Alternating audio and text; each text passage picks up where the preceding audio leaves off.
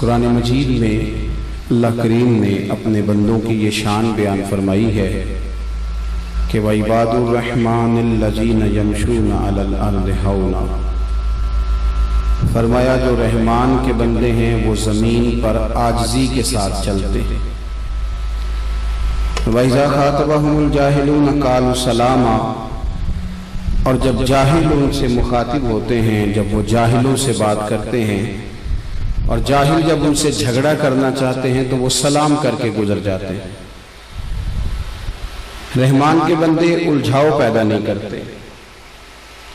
तालिब इल्मों को, नौजवानों को जो चीज़ें हमारे ज़माने में समझनी बहुत ज़्यादा ज़रूरी हैं, उनमें से एक बात यह है कि ज़िंदगी में बहस कम से कम करें।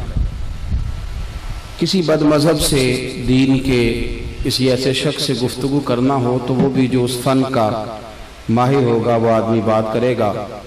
उलझाव नहीं पैदा करें, बहस नहीं करें।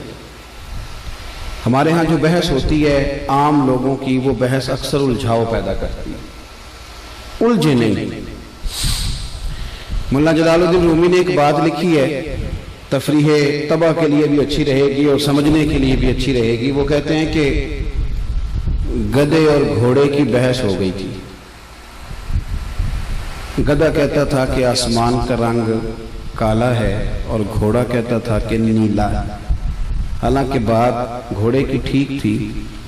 कई घंटे बहस के बाद जब मुकदमा शेर की अदालत में पहुंचा, शेर ने दोनों की राय सुनने के बाद कहा कि बात भी घोड़े की ठीक है, लेकिन घोड़े को उम्र कैद की सजा भी है।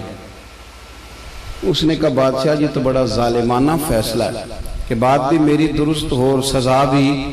कहा फैसला भी आपने बड़ा अजीब कर दिया कि बात भी मेरी ठीक है और सजा भी आप मुझे दे रहे हैं। तो फरमाने लगे सजा इस बात की नहीं कि तू ठीक कहता है कि गलत कहता है, सजा तो इस बात की है कि तूने गधे से ही बहस शुरू कर दी है। हर एक से बहस करेंगे, उलझेंगे। जवान उलझते बहुत ज्यादा है, गुस्सा बहुत है, अना बहुत है। याद रखो हमारे ज़माने में जो सबसे ज़्यादा तकलीफ़ है वो गुस्से की है। तलाक़ें गुस्से की वजह से होती हैं, कत्ल गुस्से की वजह से होता है, नाफरमानियाँ गुस्से की। नौजवान बच्चे अपने उस्ताद को, अपने माँ बाप को गुस्से में कुछ ऐसी बातें कह बैठते हैं कि फिर वो बातें माँ बाप को सारी सारी रात सोने नहीं देती। फिर वो बातें असातिज़ा को बड़ी तकलीफ़ में मुब्तला करती। रसूल करीम अलैहिस्सलाम ने पूछा था सहाबा से, पहलवान कौन होता है? अर्ज़ की हुजूर जो मैदान में लड़े और अपने सामने वाले को बिछाड़ दे। तो नबी करीम ने फरमाया ना भाई, पहलवान तो वो होता है जिसे जब गुस्सा आए तो अपने आप पे कंट्रोल कर ले। अभी से अपनी तरबियत करें। अगर मुआशरे में इस्लाह करना चाहते हैं, रवादारी पैदा करना चाहते हैं, तो अपने गुस्से को, गुस्सा अनापरस्त लोगों को आता है। गुस्सा सवाब का काम है, लेकिन अगर दीन के दुश्मनों पे आए तो अपनी जिंदगी में ठंडा होना शुरू से इसको इख्तियार करें। जब बहुत ज़्यादा आप में गुस्सा होगा, बहुत ज़्यादा आप आदी होंगे। वो हमारे यहाँ बच्चों से प्यार किया जाता है तो बच्चे उसका नाजायज़ फ़ायदा उठाते हैं, वो लाडले बन जाते हैं। वो समझते हैं कि मेरी अम्मा मेरी हर ख्वाहिश पूरी करती है तो अब हर शख्स ही ऐसा बन जाए। ऐसा हो नहीं सकता भाई। माँ का मामला और है, बाप का मामला और है। लेकिन अगर आप उस लाड प्यार के अंदर अपने आप को गुसीला कर लेंगे तो जिंदगी भर आप तकलीफ में रहेंगे। आपको बेशुमार आजमाइशों का सामना करना पड़े। हौसला, दरगुजर, मुआफ़ी।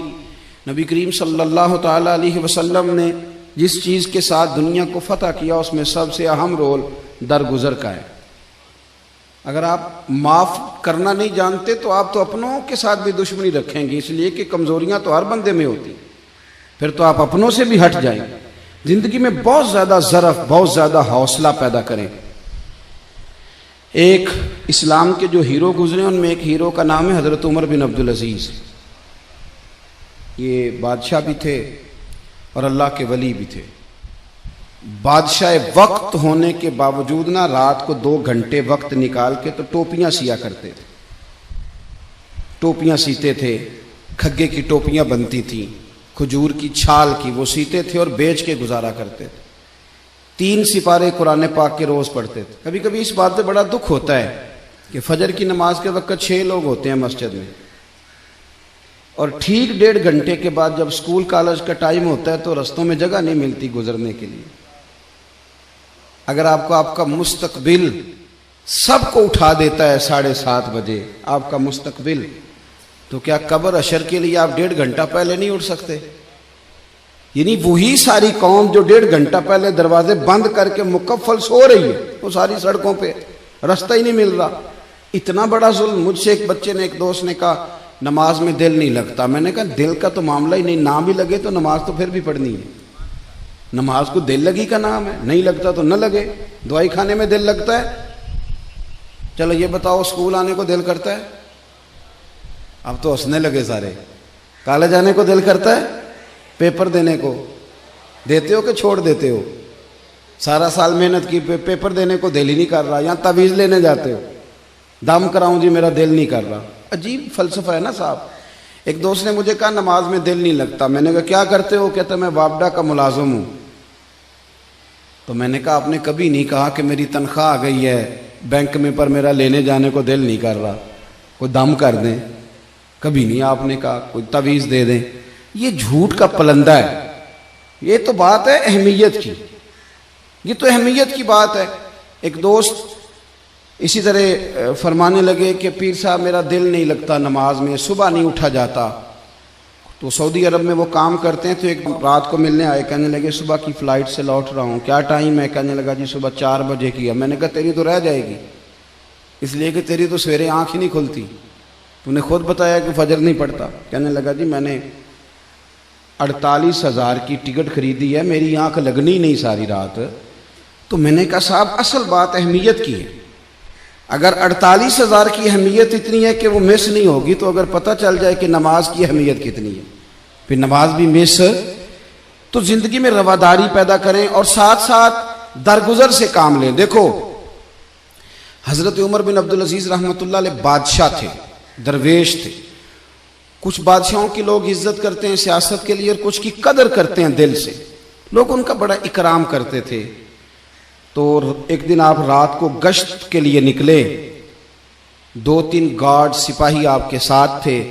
उस ज़माने में लोग लकड़ी के जूते पहनते थे, और लकड़ी का जूता अगर मोटे ताज़े आदमी ने पहना हो, जैसे आजकल ये बाटा के जूते होते हैं बड़े सख्त, को मेरी तरह का सेहतमंद आदमी पहनना हो और किसी के पैर पे पैर रख दे तो सामने वाला बेचारा बड़ा बेहाल हो जाता है।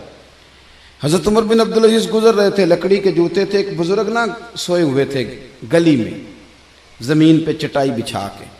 आपका पैर बाबा जी के पैर पे आ गया। इस तरह की जब हंगामी सूरत हाल होती है ना, इमरजेंसी की, मोटरसाइकिल से मोटरसाइकिल टकराए, तो सामने वाला जो पहला लफ्ज़ कहता है ना, वो ये होता है कि नज़र नहीं आता। यही होता है ना जुमला, पहला अंधे हैं आप, पहला लफ्ज़ यही होता है। तो पैर पे पैर आया तो वो बुजुर्ग फटाफट बोले, कहने लगे हल अंतुमुल आमा, क्या आप अंधे हैं, नज़र नहीं आता? उनको पता नहीं था मैं बादशाह को कह रहा हूँ। वैसे ये जुमला अगर किसी ने हमें कह दिया तो हम तो इसको गाली समझेंगे, फिर हम उसे कहेंगे तू मुझे जानता ही नहीं। उन्हें माँ बदौलत को कह दिया, इतनी तेरी जुर्रत, ये पता नहीं कि कितने बड़े कॉलेज में पढ़ता हूँ, कितनी मैं मोटी फीस देता हूँ, परसों मेरे अब्बा ने नई मोटरसाइकिल खरीद के दी और मुझे ही तूने कह दिया कि अंधा हूँ। हज़रत उमर बिन अब्दुल अजीज को जब कहा ना कि क्या आप अंधे हैं, तो आप फरमाने लगे नहीं बुजुर्गों मुझे नजर आता है। वो जो साथ वाले थे ना गार्ड, उन्होंने तलवारों पे हाथ रख लिए। आपने फरमाया क्या करने लगे हो? कहने लगे हज़रत कुछ गुस्ताखी की, आप अंधा का है। आप फरमाने लगे नहीं उसने तो कुछ भी नहीं कहा। हज़रत साहब कहा है उसने आपको अंधा? फरमाने लगे नहीं कहा उसने मुझे अंधा, जनाब कहा है। आप फरमाने लगे बात तुमसे कर रहा था कि मुझसे कर रहा था? जनाब आप ही से कर रहा था। तो फरमाने लगे उसने तो एक सवाल पूछा है, उसने पूछा आप अंधे तो नहीं? तो मैंने कह दिया नहीं मुझे नजर आता है, इसमें झगड़े वाली कौन सी बात? ये तो सादी सी बात है कि आप अंधे तो नहीं? तो मैंने कहा नहीं मुझे। तो हमने कितने झगड़े बना लिए, सादी बातों पे भी झगड़ा, हर बात पे बहस है, उलझाओ। जो लोग अना का बुत बना के उसे पूजते हैं ना, वो दुनिया के सबसे कमजोर लोग होते हैं। जो इज्जतें मांगते फिरते हैं, एहतजाज करते हैं कि मेरी इज्जत करो, लड़ाई करते हैं कि तुम मुझे इज्जत नहीं देते, भीख मांगते हैं कि मुझे इज्जत दो, कभी इज्जत नहीं मांगे। काम ऐसा करे जिंदगी में कि इज्जत करने को दिल करे।